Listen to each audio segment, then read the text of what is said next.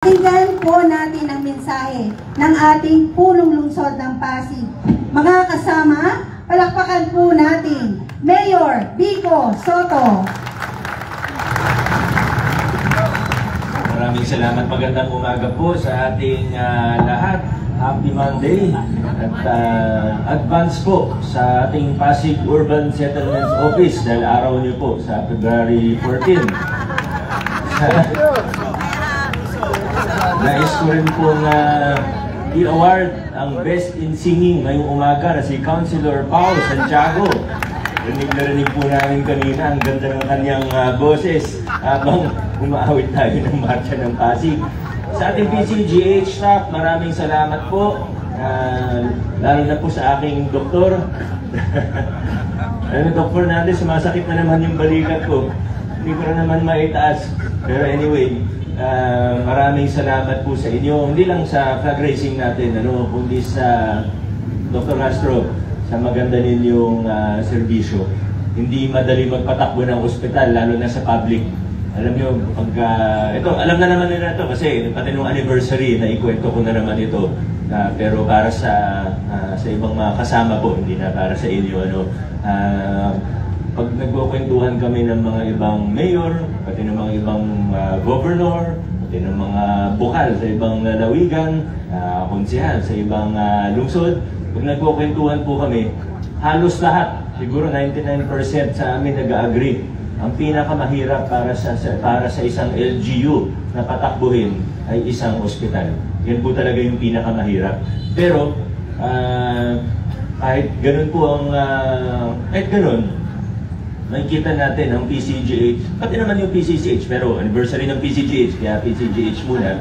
Nakikita po natin, pag may kipag-ugnayan tayo sa Department of Health, sa nasyonal na pamahalaan, ang lagi pong sinasabi, ang laging nakikita, ay maganda ang serbisyo ng PCGH. Katunayan, nung nag-grading po tayo, walang yung exact technical terms, pero nung binigyan tayo ng grado ng Department of Health, hindi naman mapepeke yun talagang kung ano yung base sa inspection nila, yun po. Alam niyo po ba, PCGH ay nag-score ng 99% mula sa Department of Health. Kaya talagang nakaka-proud. Imposible maging perfecto ang isang ospital. At minsan, from time to time, medyo madalas nga, sabihin natin ang totoo, nakakatanggap tayo ng mga reklamo o pagpuna sa ating ospital. Kahit naman sa private, nagkakaproblema kahit sa anong pinakakilalang ospital sa buong mundo. Dito naman sa Pilipinas, kahit pumunta kayo sa mga kilalang private hospital natin, napupuno talaga ang emergency room, nagkakaproblema. Aminin natin, minsan nagkakamali din talaga ang medical professionals. Mga tao rin po yan. Pag naka-duty ng ilang oras, minsan magsusungit din talaga. Hindi natin sinasabi okay lang yun at kino-correct naman natin, kinakausap natin pag may nakikita tayong empleyado na nagkakamali o hindi maganda ang sa pagharap sa tao, pero nakikita natin yung overall maganda. Hindi lang siguro mag-agree ay yung mga trolls na pero okay lang yun. Kaya yung sinabasa importante, alam natin maganda ang ginagawa ng mga staff natin.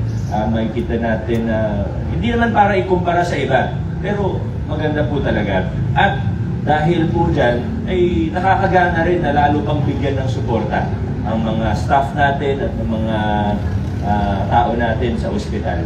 Kaya yung narinig niyo po, yung mga kakatapos lang o yung mga nagawa, yung sa building na nandyan po yung chemodialysis, etc. Hindi na para banggitin yun ng isa. Siguro alam na naman po natin yun. Pero yung mga upcoming, kumbaga hindi lang tayo basta, okay na yan. Kundi gusto natin patuloy na ini-improve ang mga serbisyo ng ating pamahalaan. Yan naman yung dahilan kung bakit kino-convert sa kasalukuyan at may major renovation ang Pasig City Children's Hospital na ngayon po ay kinikilala na bilang Pasig City Hope Medical Center. Kinonvert natin bilang General Hospital, may major renovation para lalo pang mapalawak ang serbisyo, lalo na para sa mga adult patient. Pag napupuno kasi ang PCGH, nahihirapan tayo. Kaya ito, ini-expand natin yung mga serbisyo sa adult patients sa PCCH. Kaya tayo nagtayo ng isa sa pinakamalaking dialysis center sa buong Pilipinas, ang Mega Dialysis Center natin. At sa PCGH naman, hindi tayo kontento na sinasabi ng iba na maganda na siya o pag kinukumpara sa ibang public hospital na ito. Hindi. Nakikita natin, may room for improvement pa tayo. Kaya yung nabanggit po kanina, una, nagtatayo po tayo ngayon ng Malasakit Center na magiging malaking tulong po sa mga kapwa natin Pasigueño. Of course, national program ang Malasakit Center, pero ang counterpart natin, bukod sa koordinasyon, ay yung physical, yung infrastructure component sa LGU po yan. So, siguro this month, no, baka pwede na tayong mag-operate doon sa Malasakit Center natin. Yung isa pang nabanggit kanina ni Doc Alice ay yung, Doc Alice, thank you po, yung isa nabanggit ni Doc Alice, yung cardiac catheterization lab, cardiac cath lab na lang para hindi nakakabulol, na magiging malaking tulong din po sa mga kapwa natin Pasigueño. Banggitin ko lang din si Councilor Eric, kasi siya yung isa sa talagang tumututok din na magawa po lahat ng natin. Chairman ng health po natin, Councilor Eric, maraming salamat sa tulong. May malaking tulong po yung cardiac cath lab na yan. Bukod po ron, yung drainage and road network system natin sa PCH this year din po yan. Yung waiting area na minsan nagiging problema po natin this year din po dyan. At marami pa pong iba. No? Basta sinabi ng mga staff natin, sila naman yung mga eksperto, mas alam po nila kaysa sa amin mga politiko. Kami kasi mga politiko minsan, di ba, marunong kami. Pero ang totoong magaling, ang totoong may alam kung ano ang kailangan natin ay yung mga medical experts natin. Sila, kayo ang may alam. Kaya dapat hanggat may request kayo o may sinasabi kayo at kaya naman natin gawin bilang isang lokal na pamahalaan, bilang isang lungsod, ang trabaho natin ay gawa ng paraan para magawa kung ano yung mga pangailangan ninyo. Kaya muli po, maraming salamat sa inyong lahat. Happy anniversary, happy Puso Day, Karik, at muli po sa ating lahat, magandang umaga. Adjourn na po tayo. So, sa linggong ito po, pinapaalam po namin ang mga ginugunita o National Observance Week. Ngayon po ay ginugunita natin ang National Press Week, National Awareness Week for the Prevention of Child Sexual Abuse and Exploitation. At mula February 14 hanggang February 20, ginugunita naman lang natin po ang National Intellectual Disability Week. At alam niyo naman po, sa Biyernes, Valentine's Day. Pero kinabukasan, para naman sa mga singles. So, February 15, Single Awareness Day. Yun po ang mga ating ginugunita. So, binabati po namin kayo ng maligayang araw ng mga puso. So, inaanyayahan po namin ang aming hospital administrator, Dr. Alicia P. Santos, para po sa isang mensahe po.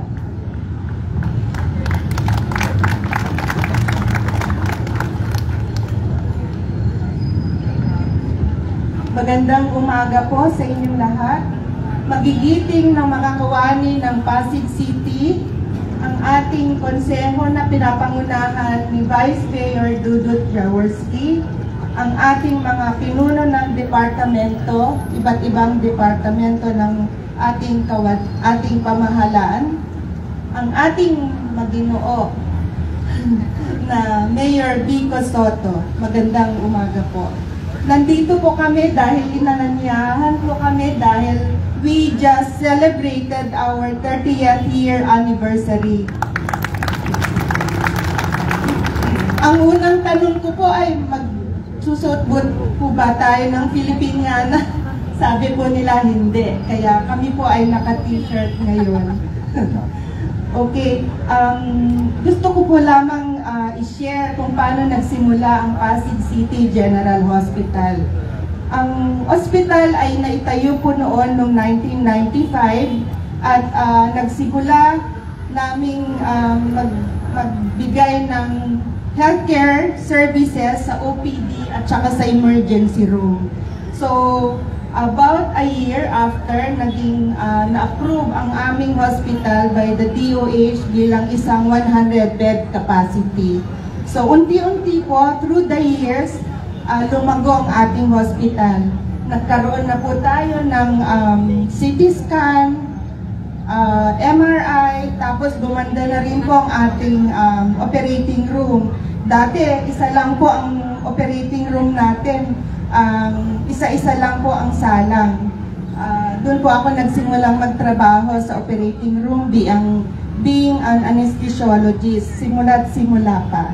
So, 3 beses po na-renovate ang operating room, kaya ngayon naging 6 operating rooms inside the operating theater. At nadagdagan na rin po tayo ng mga magagandang equipments. Sabi po nila world class kasi sabi ng mga doctors natin na nagtatrabaho rin sa mga magagandang hospital kagaya ng Medical City, St. Luke's. Ang ating mga gamit sa loob ng operating room ay mas maganda pa. Okay. So, tayo ay nakakagawa na ng mga laparoscopic procedures. And now, dumating na po ang panahon, naging 200-bed capacity. At dahil ito po ay dahil sa malakas, strong leadership ng ating medical director na si Dr. Paulo Roman A. Castro. Siya po ang pinakamatagal na alam kong medical director sa lahat po ng buong Pilipinas. Kami po sa Pasig City General Hospital ay isang organization na nag-aalay ng mga health services. Buong buo po ang aming organization dahil po sa pamumuno ng aming medical director. And ngayon, matatapos na po ang ating malasakit. Kagabi nag-update lang po ako kay Ma'am Chato, sabi niya kinakabit na po ang signages. Okay. And then ang ating cardiac cath lab, medyo konti pa po, pero sabi nila matatapos by March. So, eto po, malayo na po ang narating ng PCGH, pero sabi nga nila malayo pa ang ating patutunguhan dahil sa universal healthcare. So, kami po ay sama-sama na maglilingkod sa bayan, sa mga Pasigenyo at bago ko tapusin, nagpapasalamat po ako sa leadership ng ating mayor sa full support na binibigay sa ating institution. Marami na po ang naidagdag sa aming hospital kasi lahat po ng aming mga programs, projects, and activities ay naisasagawa. Ngayon nakikita ko po dumating ang aming medical director.